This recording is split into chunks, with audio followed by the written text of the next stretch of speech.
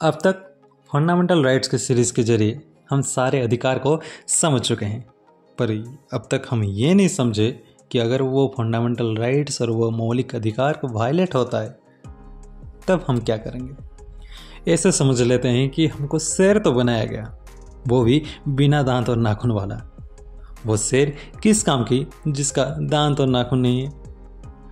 वैसे ही अगर हमारा ये फंडामेंटल राइट्स हमको सब मिल गया, पर अगर वो फंडामेंटल राइट्स वायलेट होता है तो हम क्या कर सकते हैं।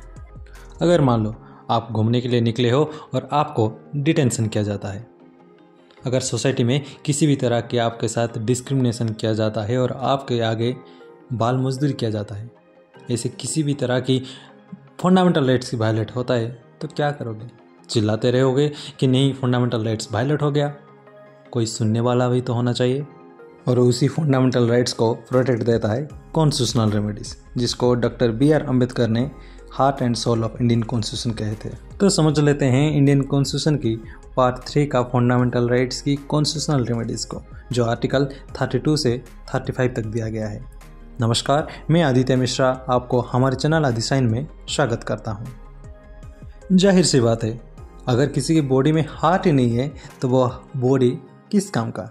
तो आर्टिकल 32 ये कहता है कि the right to move the supreme court in the case of violation of fundamental rights. मतलब अगर आपका किसी भी तरह के फंडामेंटल राइट्स ब्रेक होता है तो आप हाई कोर्ट या सुप्रीम कोर्ट डायरेक्टली जा सकते हो। और आर्टिकल 32 के जरिए सुप्रीम कोर्ट रिट्स इशू कर सकता है और उसको हाई कोर्ट आर्टिकल 226 के जरिए रिट्स इशू कर सकता है।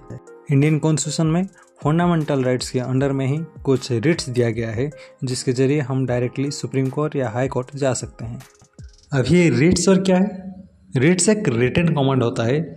जब किसी का फंडामेंटल राइट्स वायलेट होता है तब जाके सुप्रीम कोर्ट या हाई कोर्ट उसे इशू करते हैं। ये 5 रिट्स सब है: हैबिस कॉर्पस, मैंडामस, को वारंटो, प्रोहिबिशन एंड सर्टियोरारी। इसी रिट्स को हम और एक वीडियो में समझेंगे।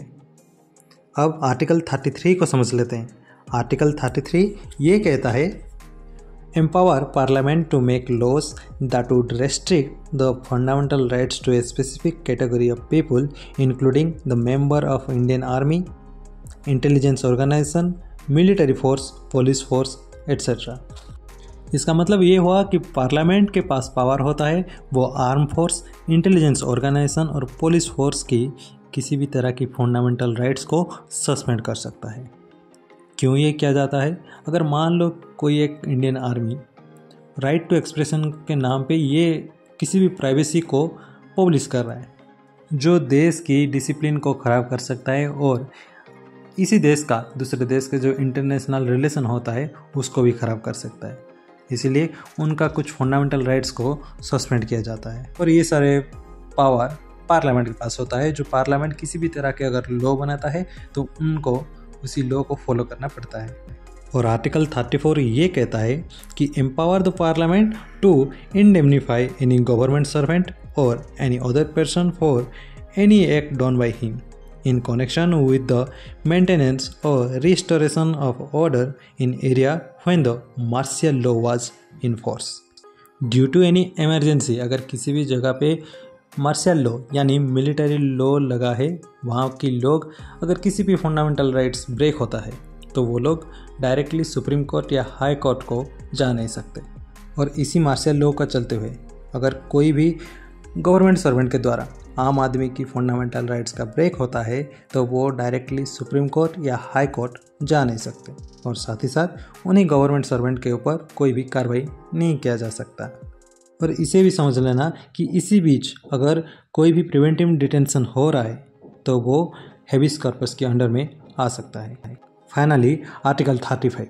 Article 35 gives the exclusive power to make laws relating the articles 16(3), 32 close 3 और 33 एंड 34 को। इसका मतलब पार्लियामेंट के पास पावर है कि वो article 16 close 3, 32 close 3, 33 and article 34 के दायरे किसी भी तरह की लॉ ला सकता है। इसके साथ इंडियन कॉन्स्टिट्यूशन के पार्ट 3 की फंडामेंटल राइट्स का सारे अधिकार कंप्लीट होता है।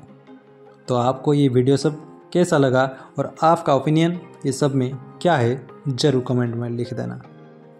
जय हिंद।